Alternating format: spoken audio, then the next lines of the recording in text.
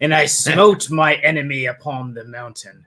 Thanks for joining us this morning as we review our second Lord of the Rings movie during our Tolkien week, celebrating this 20th anniversary of the theatrical release of The Return of the King. The Two Towers, otherwise known as They're Taking the Hobbits to Isengard. We're skipping the synopsis and going directly into the analysis, nostalgia, and all the fun stuff. This live stream is for those who have seen the movie before.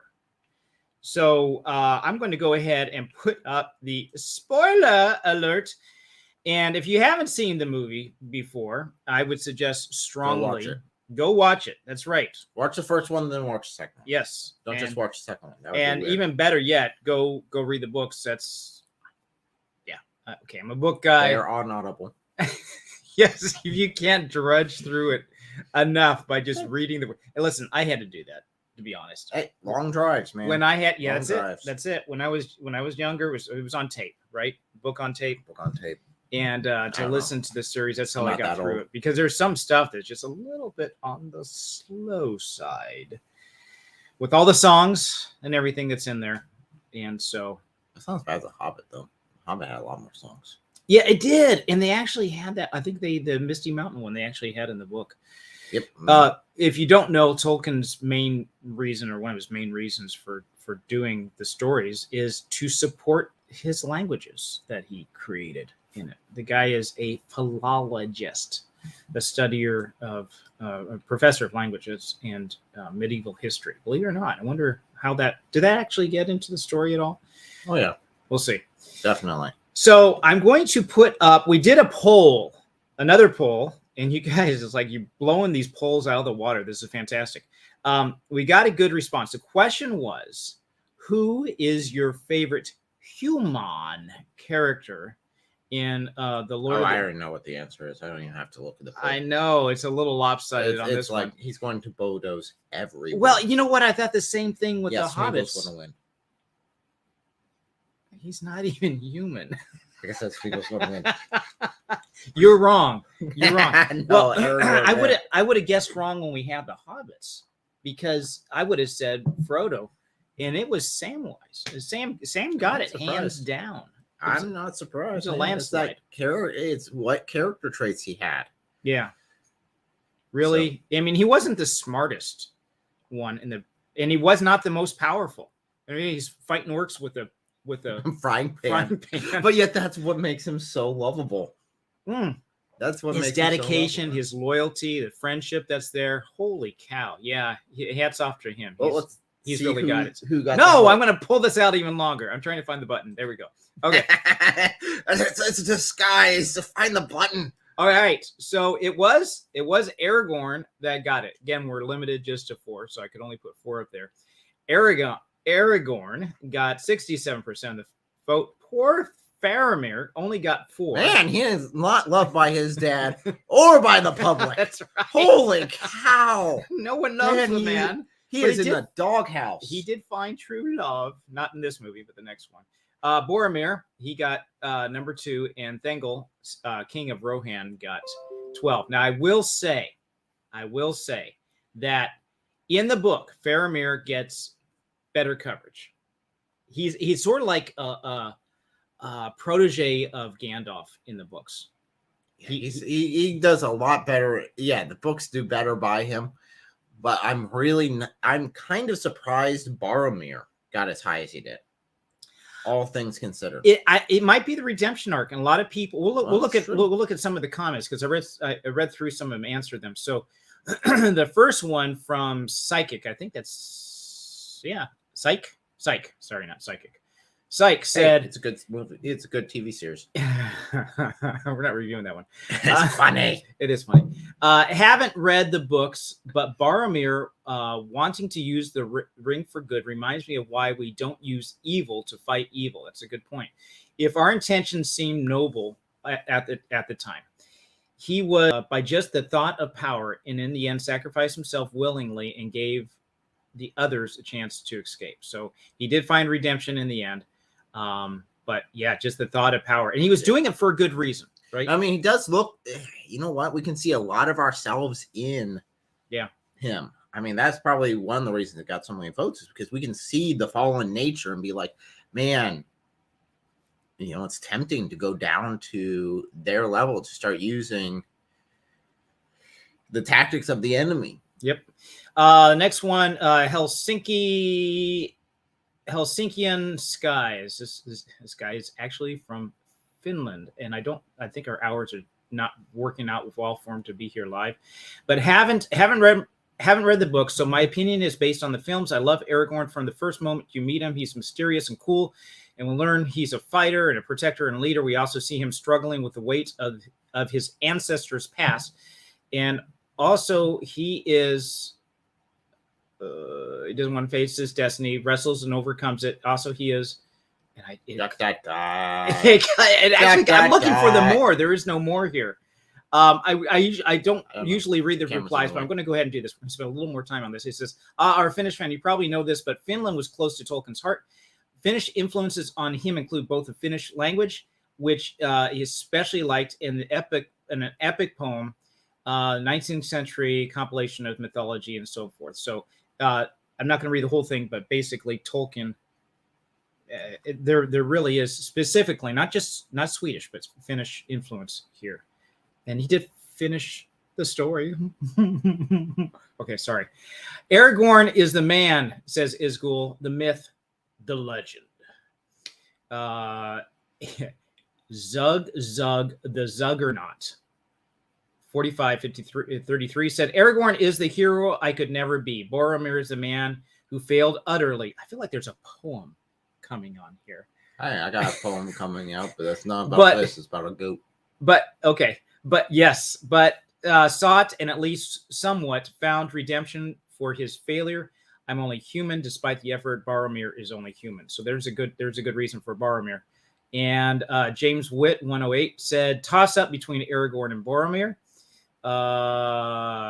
Jen Girl, we have a female. I'm so impressed. Am I dressed properly? Jen Girl 830 said, poor Faramir. 0%. Yeah, that must have been when he only had 0%. Sheesh, I like him a lot. Not as much as Aragorn. See, we got another Aragorn. Everybody's putting it on Aragorn. So yeah, he's very Christ-like in a lot of ways. He did deserve it. He's got a lot of those characteristics. Yeah. So again, thank you for your response. I'm going to flip it over to live stream comments. We got a settling of the Star Wars debate. Yeah, so before we started the live stream, there's a whole debate in there about using the Force and Luke knowing or not knowing she was his sister, and yeah, it was pretty good back and forth. It's pretty funny. No, they're fighting now. No, they're not. They settled it. Shh. I was gonna play out that. That's okay. That's right. I had someone. Do we have anything on the? On the what? On the topic? Yeah, on the topic. Okay, they're doing. Okay, I was just the checking. topic for the live stream. Yes. What is wrong with you? I don't know. I'm foolish. So again, we are doing this week. We are doing the Lord of the Rings celebration of the 20th anniversary of the theatrical release of The Return of the King, and because of that, we are being a bunch of nerds and doing all this kind of stuff. So that's why we are doing this. So we talked. You want to go ahead and review? Let's walk through some. We have some clips, high points here. So obviously, you already saw for those of you that were in at the very beginning, you saw the fight between the Balrog and Gandalf. Yes. So we've started off with that one there, being the beginning of the movie, which again, that wasn't the entire fight, and it is a fantastic one. So make sure to go check that out. It's truly epic. So we go back to this whole struggle with J.R.R. Tolkien and his love for nature and his hate of the destruction of that with one of the villains here. I want them armed and ready to march within 2 weeks. But my lord, there are too many. They cannot all be armed in time. We don't have the means. Build a dam, block the stream, work the furnaces night and day. We don't have enough fuel to feed the fires. The forest of Fangorn lies on our doorstep. Oh, yes. Burn it. Yeah. So yes, this is taking nature, destroying nature in order to industrialize. Yeah. So Sauron then is being a mini Saruman is being a mini Sauron. These names together. He has maybe a little Mordor of his own. He has his own orcs that he's manufactured. He's got this machinery, he's turned Isengard into a little Mordor. And all because of the corruption of the Atlantir and the effect that Sauron has had on him. It's very interesting to see this happen, but it doesn't end well for him. So no, but he does obtain what he was looking for through this. So he's trying to build up an army. A number beyond reckoning, thousands to storm the keep. Tens of thousands. But my lord, there is no such force. Tens of thousands.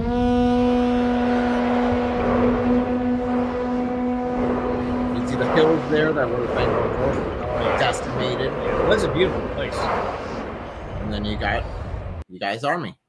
He got his army out of it. But there was at a cost that he wasn't aware of. Oh, and what, pray tell, was the cost? He ticked off a few people.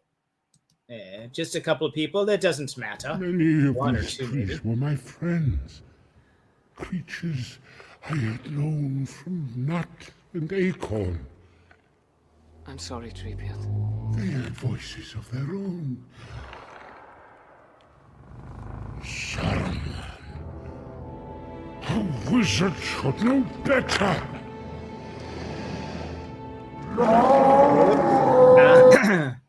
Yeah, when I was first thinking about this, I think okay, you got a couple of trees going out there. They're not going to be much of a match for orcs, but these guys have a little more power than you would have expected right off the bat. Yeah, and we'll revisit that later on. But in this case, I mean, you can look at the pictures here, and they did a great job in showing this because you can see a lot of World War II's devastation here.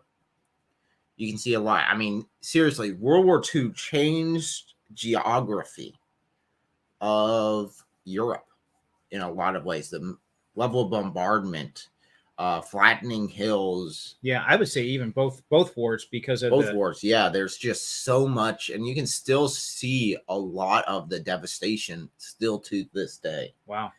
And again, this is just coming right off of it as far as the books go. Right. And he knew about this personally. You see his love for nature here in the Ents coming through as the Ent characters.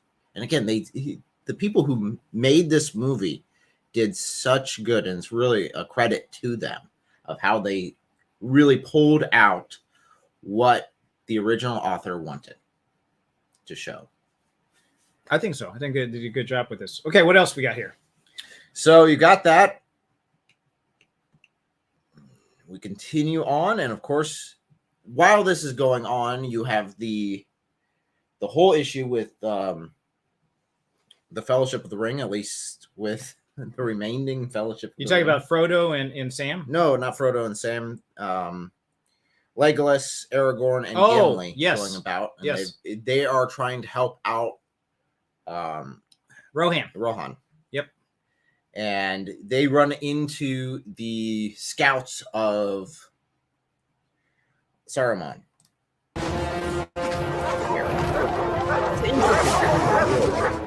This is really the first time that dwarves are really shown. When I was young, I tried to ride a dog. It didn't end well. I wouldn't recommend it. For myself.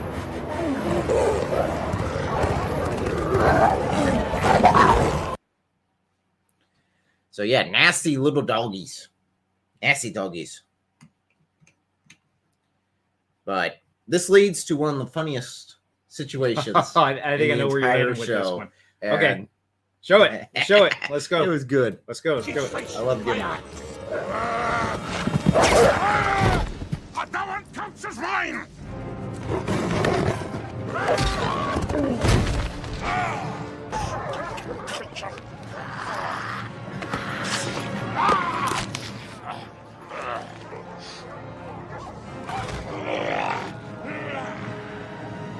Oh no. Can't get a break.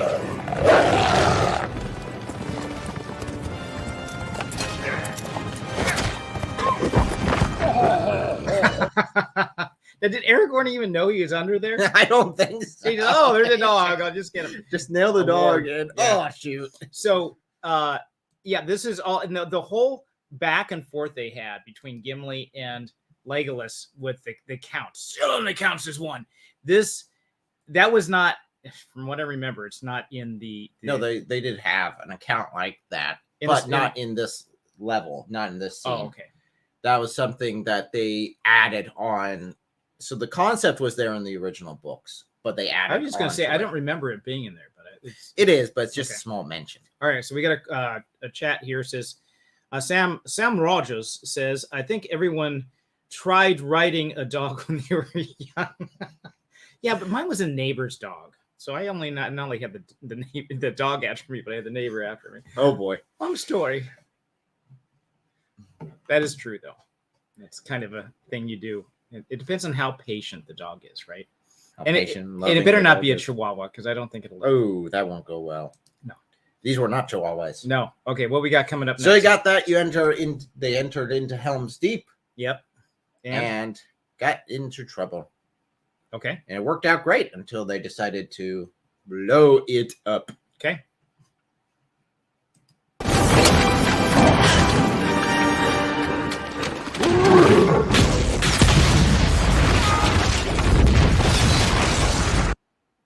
Again, great scenes, great play. And this would have been new. I don't think this was any maybe it was just black powder. I don't know. Maybe it was something more than that. But it would have been used. This would have been the first time it was used, and would have shocked, I think, everybody. Oh, it definitely did. To see it happen. They showed it real well on the screen, just like, oh my goodness, what should we do? So Yeah. now they have a big, huge breach in the wall they were hoping to be protecting from. And they've got to charge into it and take it on out.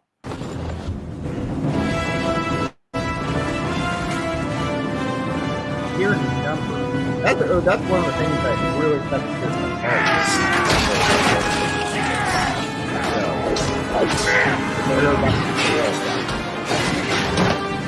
They got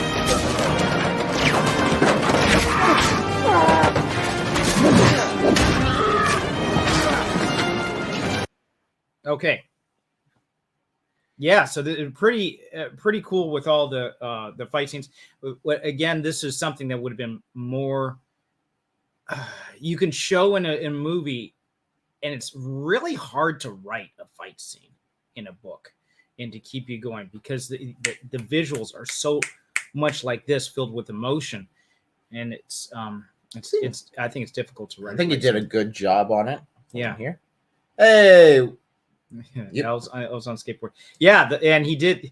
Layla's just like jumping on things. I mean, he did that with the cave troll, and oh yeah, riding the cave troll, even riding an elephant.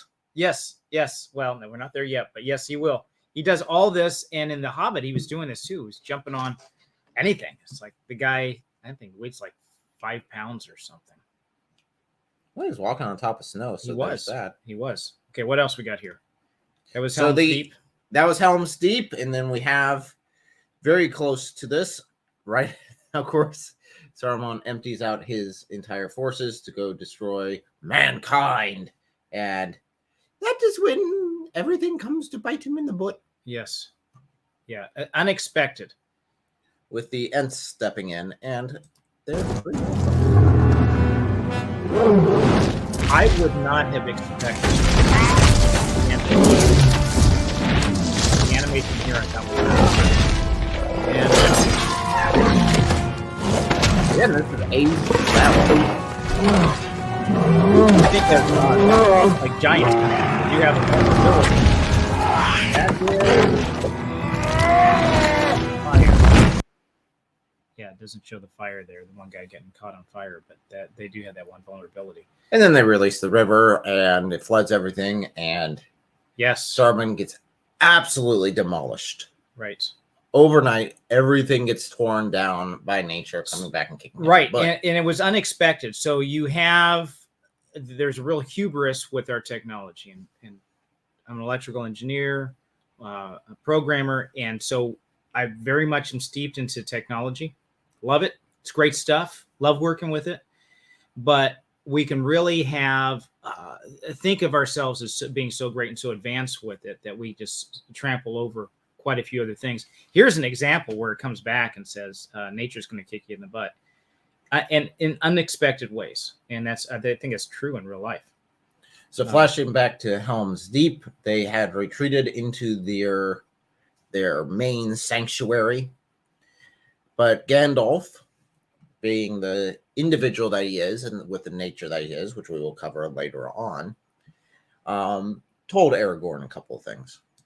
Look to my coming at first light on the 5th day. At dawn, look to the east.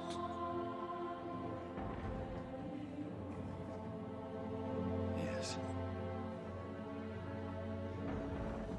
Yes. The horn of Helm Hammerhand shall sound in the deep. One last time. Yes! So they're going out to face the enemy. Yep. Riding out. It was a suicide run. It looks like it's just going to be a suicide. Said, you know what? Today's a good day to die. Very Klingon of them. Yeah, so their plan is we are going to go distract the army. We're going to fight as long as we can and give time for the women and children to escape through the back tunnels to get out of here. Right. A real change from the king. He was originally just completely just this guy just in fear and sickness, just held by Saruman, not able to do anything. And now he's this valiant warrior going to go make his last stand. Out there, making his last stand. It is impressive, but lo and behold, they were not to be left alone.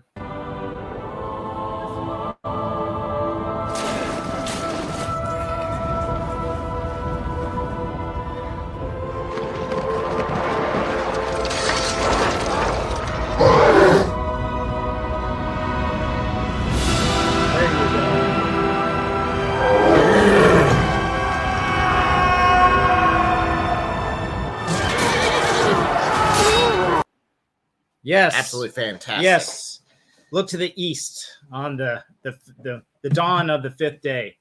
So these are all. So that hopefully these clips will bring some things back to your memory. I don't know. Maybe you want to go see the movie again, but this will give background for what we're going to be talking about here a little bit with themes. But before we jump into themes, I want to see a little bit what's going on in the chat here, and I see that there's some responses to what we were talking about.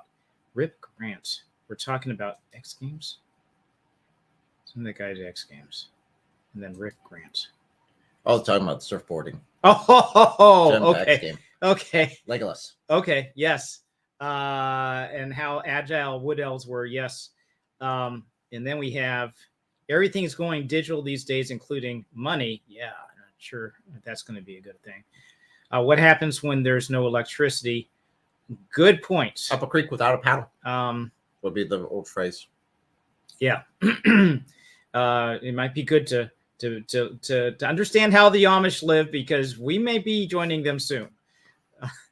And the world disappears. Hopefully not. Hopefully we got some more time to see what happens with that. So I want to talk a little bit about some themes, and these we're looking at these movies and extracting Christian themes. And sometimes this is really difficult when there's a movie that has nothing there that's, like with Godzilla. What would you say with that? That's definitely not a Christian movie at all. But there are some themes that can be taken out. And when we say Christian themes, we're not talking about something that is exclusively Christian to say, oh, only Christians think this way. But they're definitely principles that are in the Bible and things that could be used as points of conversation when you're talking with other people. So if there are people that are big fans of this, for example, Lord of the Rings, or big fans of any of the other movies that we've watched, if you're sitting down with your family and watching it with them, yeah, you can use the points that we are pulling up here to start conversation. Right. Right.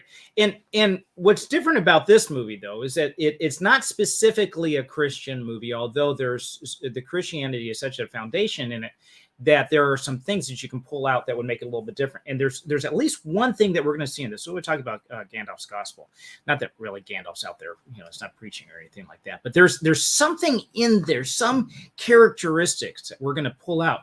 And I said this yesterday, and we looked at, for the last 3 videos, we've looked at these 7 deadly sins. And we applied it to Frodo yesterday. I want to apply it to Smeagol.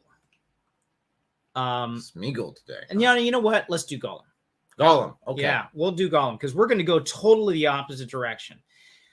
So on a sliding scale, looking at each one of these, where you have they're sort of opposites of one or the other, you have wrath versus patience, gluttony versus temperance, greed versus chastity, envy versus kindness, sloth versus diligence, lust versus chastity, pride versus humility. Where does Gollum lie on these?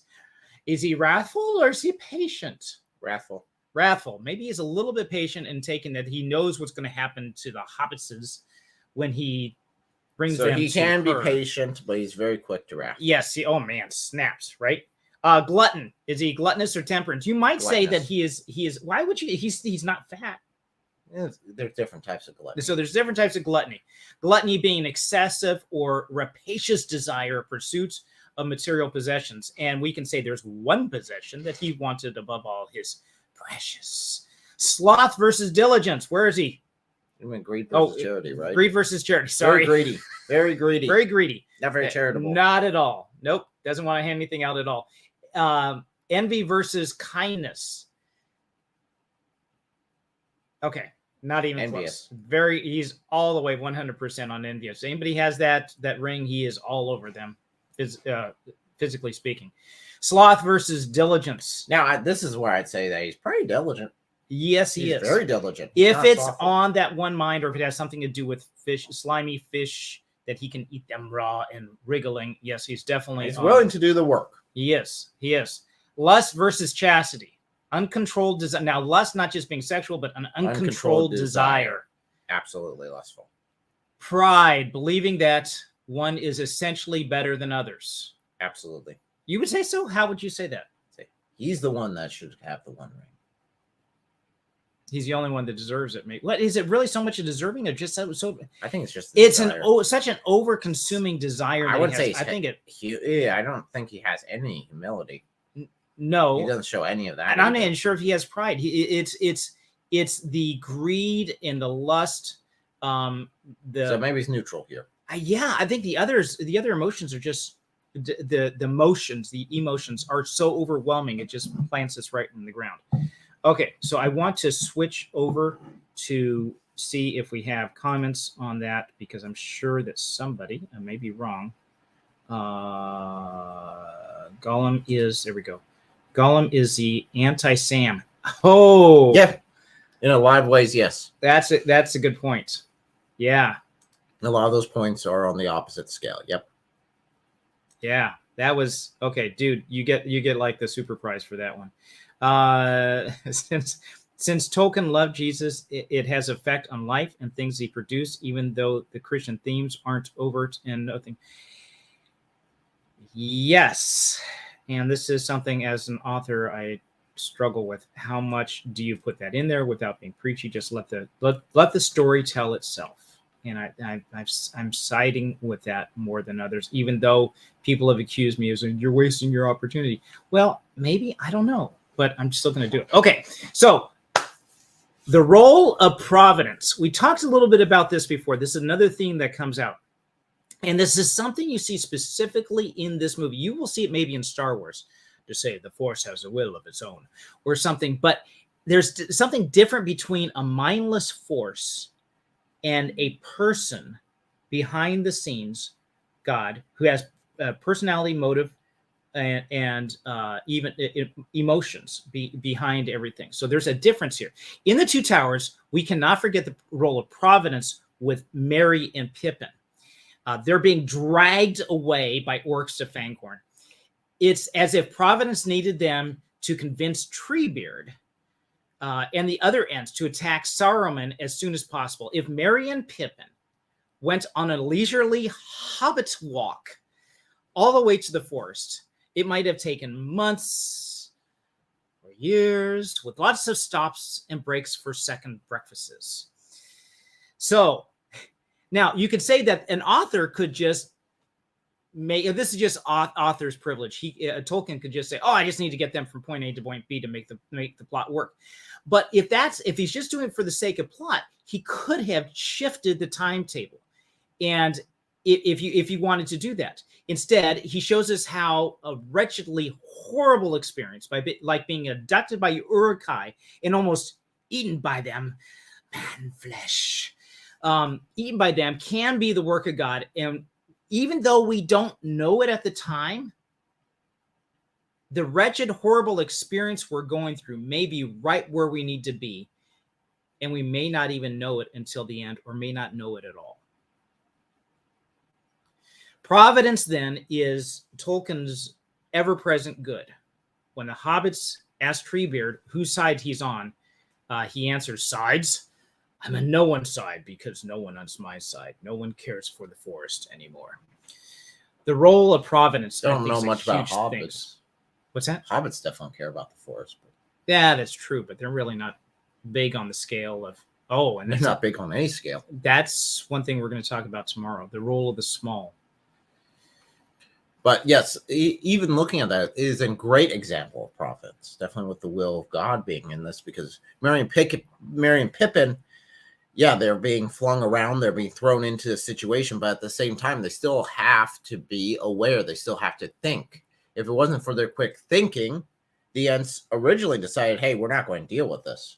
Right. We're not going to deal with this at all. We're just going, we're going to let it be. It's the world of men. It's not our world. We're not, just let them be the way they're going to be. You do you, we do me. We're all good, right? Yeah. And then because of their quick thinking, they were able to convince him to go down by Isengard. And that's what led to that scene. Right. Where he sees the absolute devastation and sees that this has come to his doorstep. Yeah, the Ents are long-lived enough that they're just like, what's another war?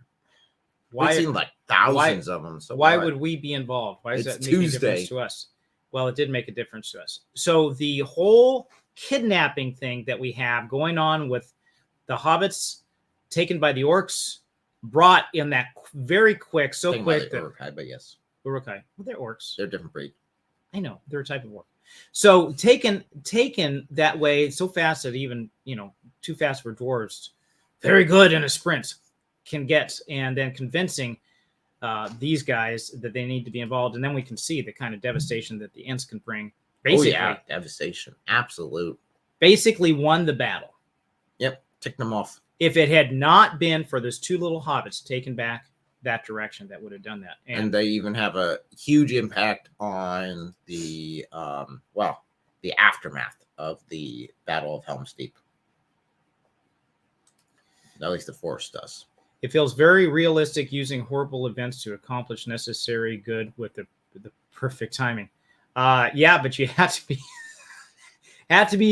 I guess only God can really pull this kind of thing off, right? Well, I'd say the horrible events happen. He just makes sure they have a purpose. Yeah. He moves them back in. Sort of what, actually, if you go back to, that's for another time. Okay. How dwarves are created in this worldview. Oh, is a perfect example of that. Yeah, I think Friday will cover that, and that we're not going to get too much into his lore, but more into his thinking about God and how that all wraps around Tolkien's theology. Yeah, he really took this sort of concept where no matter what evil did, it can't overdo what God is doing. Yes. Okay, I'm going to throw up a couple other comments here. The small are invisible, both literally and figuratively. There is an advantage there. Yes. Or just get stepped on. They could have been. Yes. Just counsel a couple occasionally, of different times. Things like this have happened in my life for sure. Yes. I think that when it's all said and done, we get to heaven, I want to see some holy reruns and to say, that makes sense now. Yeah, I think I thought things were all bad, but you know what? No, now in the light of everything, it's not that bad after all. I think C.S. Lewis did a great job in that whenever he was talking about the screw tape letters and how it was all revealed at the end. Yes. When we get to see everything and everything that's I'm looking forward to that. And see the enemy's movements in our lives, where the enemy was and where the Lord was the entire time. And every time the enemy says, I got him now. Just look at the cross. You know, they thought we killed the son. And no, it didn't work out. There's so well a deeper magic here, to quote Lewis. Okay, the role of the resurrection. What kind of role did resurrection happen in here? And I'm trying to think, was there any kind of situation? Yes. Gandalf the White reappears. Okay, we already pointed out Gandalf's physical resurrection, but we see another type of resurrection that might even be more meaningful because it speaks to us directly. Not only is, Gandalf sort of raised from the dead after his confrontation with the Balrog, and there's a type of Christ there, sort of, but not really, and we'll cover that tomorrow. There is another resurrection that happens, another awakening, and that was with the awakening of the King of Rohan, King Thengol, from despair in darkness to courage and honor, his rightful place and duty. He was just shrinking. He did not want a. Oh my gosh, what a picture that was. Oh yeah. Originally fear and just wanting to stay comfortable. This is the picture of Bilbo back at Bag End, but even worse because there's sort of a possession going on here. He was resurrected not only of the body, but a mind. And the key element of that mental resurrection is courage. Again, we see that. Your hand would perhaps remember its strength if it's held its sword once again. And they give him the sword. He reaches out, takes it. And he becomes that man who was at the end in the middle of despair. He's not shrinking back on the throne like he was before. Yeah, he leads them into battle, even taking his final stand there at the end. He was willing to do that. Yep. But even with the being restored the way he was, there was still a cost to that time period that he was in the enemy's clutches. Oh, the death of his son. Oh yeah, there were consequences and scars because he had done that, and his kingdom was almost overrun. It was at the very pinnacle of falling, and he was doing nothing but just sitting there, right? Yep. So. And this is, you say, okay, that's just a general theme, but there really is a Christian theme behind this too, because if you look at Revelation 12:11, it says, they overcame him by the blood of the Lamb and the word of their testimony, and they loved not their lives unto death. And I think we have a really good picture of the courage and the fight of the enemy here in King Thengol. And so on our list of favorite humans, I think that maybe that bumps him up a little bit on that because he chose to come out of that darkness. I mean, it was Gandalf who drew him out, but he still could have gone back to that. And there's several times when he was tempted just to give up and say, forget it. No, it's interesting the interplay between Gandalf and Saruman in that case. Oh, yeah. Because there were levels to the wizards, and Saruman was the top. Saruman the White was the top honcho. Well, because of his corruption, he was dethroned by the powers that be. Yeah. And Gandalf was given his position, his authority, his power. Right. Was given to Gandalf instead. He became the White. And that will come out more later on when we talk about what they actually were. Yes. I think it's very powerful. Yes. If you notice that Gandalf was not on our list of possible humans. Yep, not a human. As spoiler. Yeah. Well, we're already in spoiler territory. Yeah, we already are. So we'll do that. Another theme, darkness and light. they have become so there's this contrast between darkness and light, this battle, and you've seen this in a lot of different movies and a lot of different stories of darkness and light. They are in Tolkien's world, they are beyond mere physical phenomena. They have a deeper spiritual meanings. They become the essence of good and evil, and they're treated differently in the Lord of the Rings than in other non-Christian story.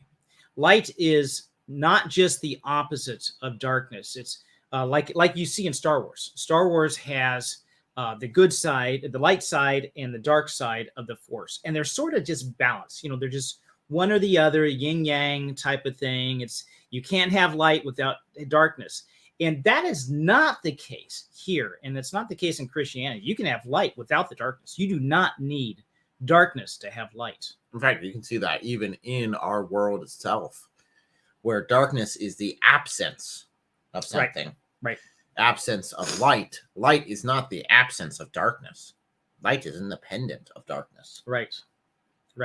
It is not a balance between the two. In the Star Wars universe, there can be no victory with at all, no final victory, because there's always the best that you can have is to find balance. There's no final victory for light. The ideal then, and you see this coming up more and more, I think, in Star Wars literature and so forth, is the gray Jedi. Yep, just the middle ground. Yep. You are lukewarm. Sort of in between. In our increasingly secular society, we value the middle ground above all else. Well, I'm not I'm not one extreme or the other. I'm just in the middle, and that's put up as a virtue. Moderation with no questions asked becomes mediocrity at all costs. I'm going to say that again. Moderation with no questions asked becomes mediocrity at all costs.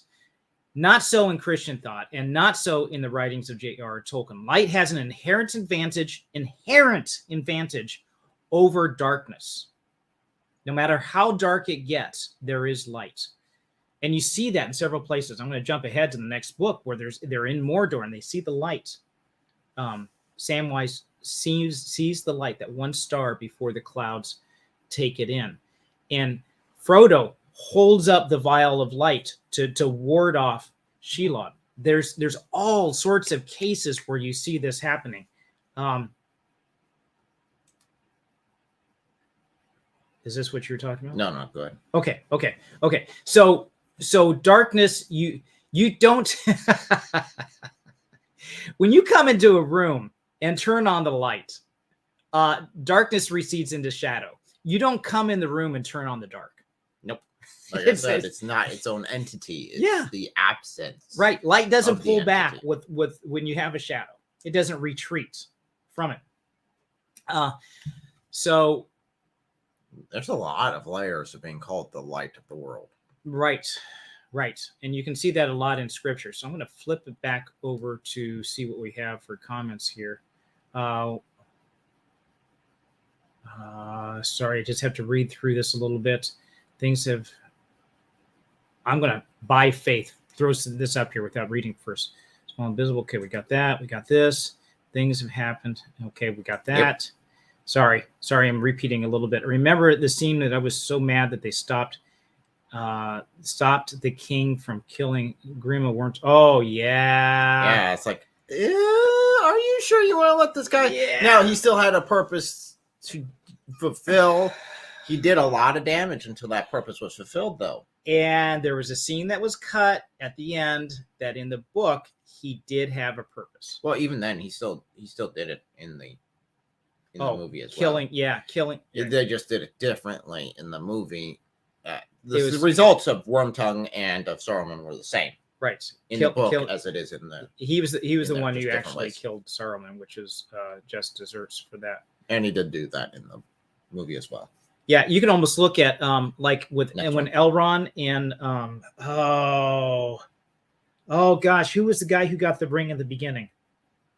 I'm drawing a blank. No. The very beginning, the original fight with okay. The original king. The original king. he could have thrown the ring in. He didn't. And Elrond's watching the guy walk off. And for Elrond just said, heck with this, and just knocked the guy right into Mount Doom with the ring itself. That would have been it. Would have saved the whole thing. He could have done that. Well, if he would just body tackled the guy. I mean, the guy was on the edge. Right. Where he's like, I'm going to keep this ring. And you're like, oh, no. Yeah. Thunk. Both of you guys go in. The ring gets burned. All done. And there we go. Isildur. Okay. Isildur. Thank you. Yes. Isildur's heir. Okay. We never want to see the blue wizards. Never got to see the blue list. Never got to see it. Oh yeah, because you had Radagast. You had the brown. So you had the brown. I think he was the lowest rank. Then you had the two blue wizards, which were above him. Then you had, I think it was. Then he went to Gandalf. Then it went to Saruman. Was the original classification of the 5 wizards. Okay, basically angels. Yes, there is a link to that, but we won't get to it yet. Not spoiler. basically. Well, no, not basically. Not basically. That they were type of. Yeah, just remove the basic part. Maybe. I don't know. We'll see. Okay. Wormtongue is definitely not subtle in representation of the serpent. Oh my gosh, yes. Not at all. Really good acting there too. That was well done. The guy you just love to hate. There is no darkness that can overcome the light. Jesus does not like the middle ground at all. Yeah, we're not called to be sitters on the fence. Nope. Right? Not That's lukewarm. not. Now there is a point of there are some balance on some things, but to take the rule to say this is the one rule that rules them all, that's mediocrity is not the king. It's not the one answer that's going to fit everything. And Isildur, yes. Yeah, we win! Yay! No need for Frodo or the ring. All right, we're done. That pretty much wraps up the look at themes. We're going to hit a couple of a really big one tomorrow that I'm looking forward to. That's going to be maybe a bit of an eye opener. But yesterday we reviewed the omissions of all 3 Lord of the Rings movies as compared to the books. Today we're going to take a look at some additions that were done. The first one would be Arwen's role. She was not. You do not see her as much in the book. She does not have the romantic subplot with Aragorn that was put in here. I can understand how you want to do it. They had the romantic subplot that was put into the Hobbit as well. I can see that being a motivation. Better done yes. than the one in the Hobbit, though. Hobbit one was just some total of cringe. Yeah, and you can believe that because she's a higher point, Arwen. She is willing to give up her position of immortality, and that's an interesting play on that she would have to spend her life as mortal, or at least live with the mortals and watch him die. That would be rough. Of course, you have a lot of extended action scenes that you wouldn't have in the book because you can do that with the visual, and you can't necessarily do that too well with the book. Boromir's redemption. Boromir does not, as far as I remember, does not get redeemed in the book. And there's a real contrast we have between Boromir and Faramir, his brother, in that Faramir is really the student that was there. And in sending a letter to his son Christopher, J.R.R. Tolkien mentioned that he identifies most of all the characters. You might think, I thought that he would have been identified mostly with Gandalf. Because, this older, wise character. Or a wise character who loves the forest. Nope. Actually, I was wondering if he would be more the Ents. More the Ents, yeah. Like Treebeard, even more like Treebeard-ish. No, it's Faramir. He said he identified most with Faramir. And because of his love for lore and his ability, he was shown more in the books that he was given the opportunity, just like all the others, to take the ring. And with his brother wanting to grab the ring for good motives, but still being used for bad, he resists that urge and is seen more. So in our poll, in our list, yeah, he would be ranked up more. It's funny, he got the lowest, and that's what Tolkien would have chosen as number 1. Poor guy got trashed. Yeah. And Aragorn, his struggle that he has, his internal struggle with wanting to be king and his not wanting to be king, that whole back and forth, his reluctance to embrace his identity. It was more pronounced in the film than it was in the book, and it added an extra layer of complexity there as well. Oh, yeah. So did you have anything else that you wanted added to any of that? No, other than just the scene I showed earlier with Gimli being absolutely smashed, which was a good addition. So it wasn't a subplot. Yes. Okay, that's a good man. This guy knows. Look at this. Wasn't the romance a subplot in the appendix? Yes.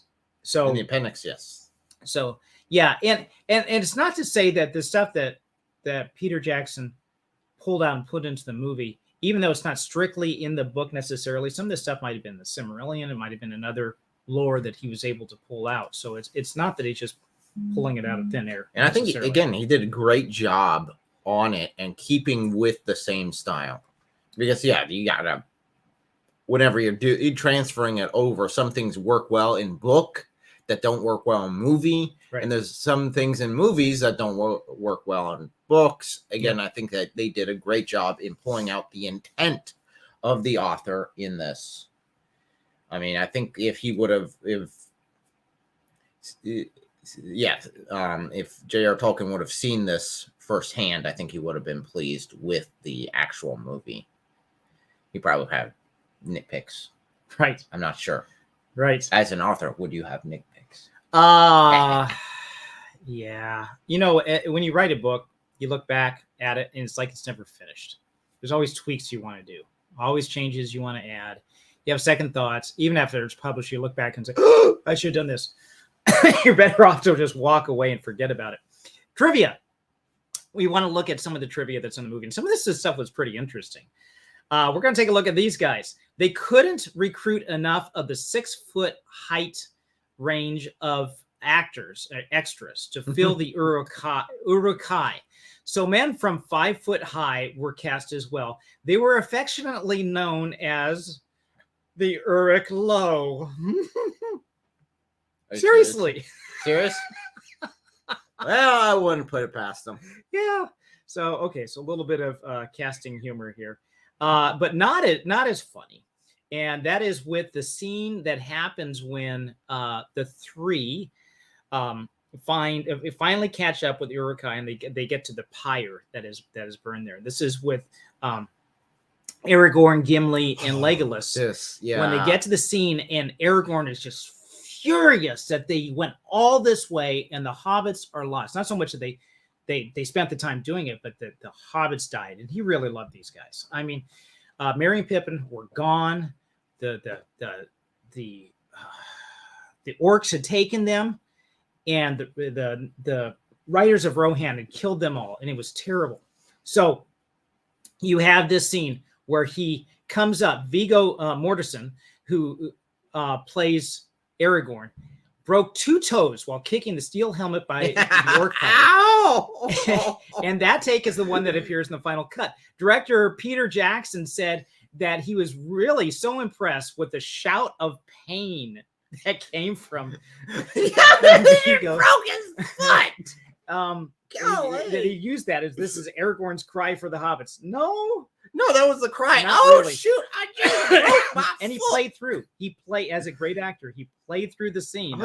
He walks through with 2. The same thing happened with Gandalf when he comes into the Hobbit hole and he bangs very early in the movie in yesterday's. He bangs his head on the chandelier there, the lights, and he turns around and hits his head again on the beam. When he hit his head on the beam, that was real. Yep, wasn't planned. No. And if anyone's hit their head on things, I've never. That hurts. I just only watch people do that. I've never done that myself.